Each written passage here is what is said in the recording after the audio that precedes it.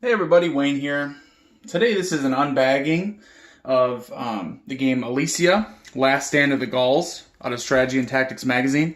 This game just came out, so I'm super excited to get it to the table, show you guys what it's like. I've been messing around with, The Siege of Alesia, the Great Battles of History box game from GMT. That game is grand, and there's a lot of counters, and there's a lot going on in that one. I think this one will be a little simpler, a little easier to get to the table. I hope to do a comparison video later on, but we'll see about that. So let's go ahead, though, for now. Let's go ahead and take a look at this one. Strategy and Tactics, number 312, Alesia, Last Stand of the Gauls. I think on BGG it's just Alesia.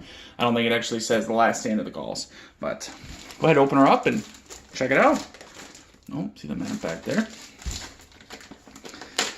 And we got the big old bag, which I had mentioned before. I love. I appreciate that. Notice magazine and everything in here. And then look at all the extra space to get everything out. It's not all squeezed in there.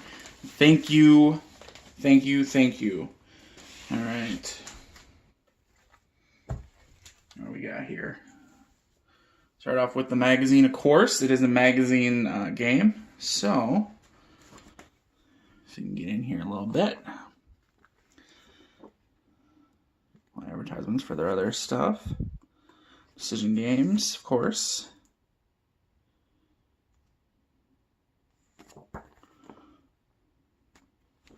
Oh, here we go. Check that out. A famous painting. Very cool. That looks really cool in here. So, Alesia, Last Stand of the Gauls by Joseph Miranda. So, I'm not going to obviously cover every single page, but lots of in-depth info on the invasion of Gaul by Julius Caesar, the battle itself. There's the rules are in there. I do have a download of the rules, but the rules, magazine games have the rules in the magazine as well. Lots of info on that game. Looks like some info on other games. World War One. All right. Ooh, the one coming. Check that out. Coming this fall. All right. So that's the magazine. Magazine itself. Lots of info looks like on the game. I kind of expected that, which is very cool and appreciated. All right. So we have the map and I assume a counter sheet here. All right. I'll spread the map out. Look at the counters first. Oh, I like these. Let me grab my tweeters here. So obviously there's Caesar. That is not green hair. Those are laurels on his head. Get up here so you guys can see it close up. Different legions, 10th Legion, 8th Legion, 11th Legion, 5th Legion, etc. Gaelic, German, auxiliaries, cavalry. And I believe any of the units with a 1 on the top corner, I believe that's an auxiliary. Maybe not, because these have a 1. I don't know. I'll have to figure that out then. What's the 1 in the circle? I don't know. Oh, I know. The 1 here means, right? I don't know. I don't know what I'm talking about, I guess. To actually play the game first, right? I did read kind of through the rulebook once, but as I usually do, just to see if I'm interested or not before I even pick it up. So I love when publishers put the rules online. The forts, the static forts. I like the bright colors. Some people might not like that for a historical ancients game, but I actually really like the colors. The blue here, the blue and green. Gaelic Alesia contingent, Gaelic relief army. Yep, so the Gaelic force is actually trapped in Alesia, and then the Gaelic relief army that was coming to save their butts. If you look, I know the game has, I believe, I want to say almost like a chit draw aspect to it, where you have the cup, you have a cup for the Romans, and you have a cup for the Gauls, and you actually draw from each one, and that's what you do on that turn or that sub-turn or phase or whatever you want to call it. I don't know the exact terminology in the game yet, but that's how it works. And so I kind of like that because, I love, especially playing solo, I love the chit draw aspect, stuff like that. So this sounds like it might be at least in that realm, which I would love, because that really helps me when I play my game solo. So again, another reason that when I read that, I was like, I gotta pick this up. The back side of the counter sheet. Reduced sides looks like on some of the units, but not all. Breach, we have a breach in the wall. Oh, bad for the Romans. Okay, yeah, see, so I think it would be like, oh, hey, you would, see how it says Gaelic command on the back here, Roman command. You know, say you draw a Roman, boop, and then, you know, you happen to draw one, it would be the second. Well, I believe that then would mean any of the second legion, if such a thing exists. Here we go. Auxiliaries here, maybe. So, maybe it's not it then. There's only 1, 2, and 3. You know what? I'll have to figure out what that means. Can you always do the legions? I'll figure it out. I'll have to do a more in-depth tutorial and playthrough. Don't you think so, guys? I think so. All right, you know what? Actually, let me pause it and get the map spread out and under some plexi so we can really see what it looks like. All right, so we got the map out here under plexi.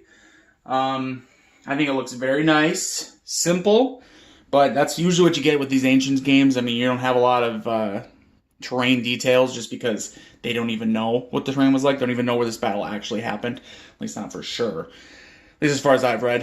If you want to tell me otherwise, that's okay. But pretty sure I've read that they don't know for sure, let's just say, where this battle occurred. So anyway, so here's the battle. In case you don't know, this was, Alesia itself is in here.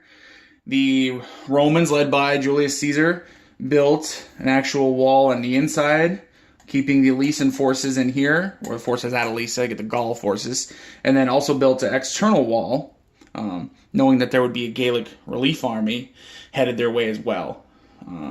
Super cool.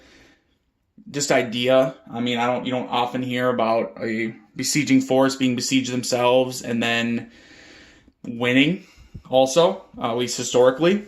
So, map looks good. I like the fact that even though the terrain is subdued, you know, subdued colors here, browns and light greens.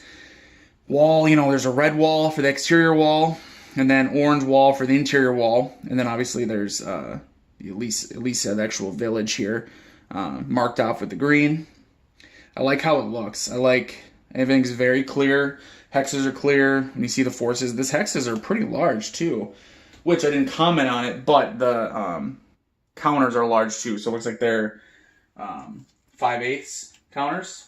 So I'll look again at them. Yeah, they're plenty big. They're not half-inch. They're nice size. So that's one of the other downsizes of the other game, the Siege of Alesia from GMT, Richard Berg design game, is the fact that it's going to be half-inch counters. This one has much bigger counters. Of course, we're also talking, I think I read 170 counters compared to the Siege of Alesia is 800 counters. So, Alesia, game designed by Joseph Miranda, map graphics Joe Used. Okay, this is one I figured it'd be Joe Used.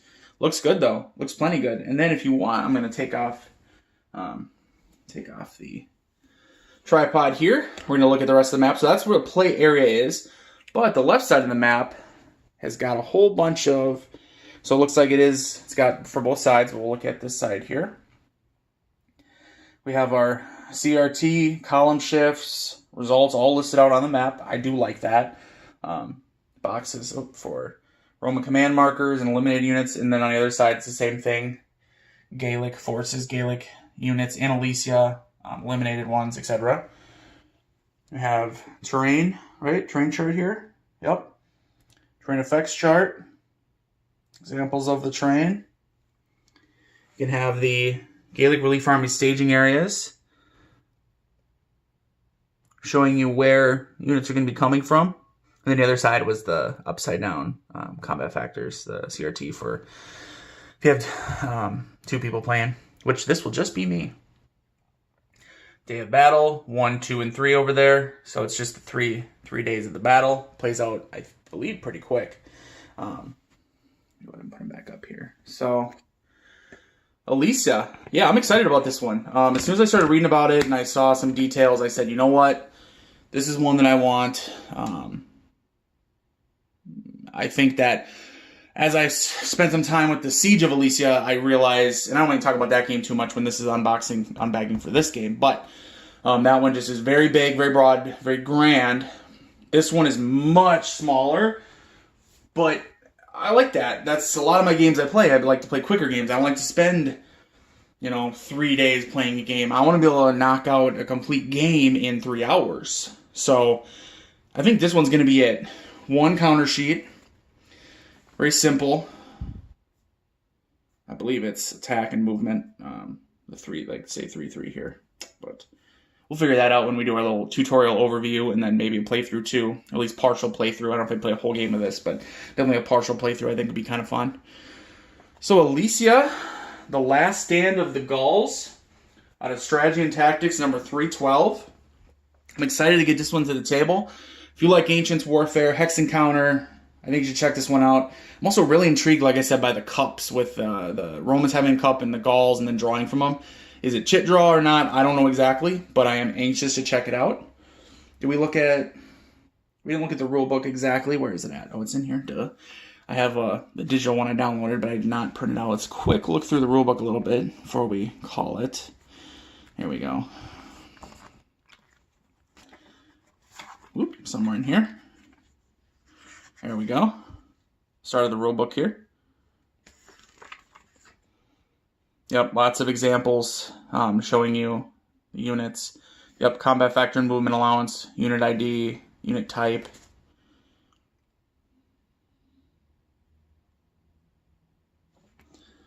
Command markers. That's what I was talking about, these command markers. See, the maximum effort, morale check, combined, Roman activation, Roman morale check, Gallic relief army activation, etc. You put those in the cups and you're drawing them. So,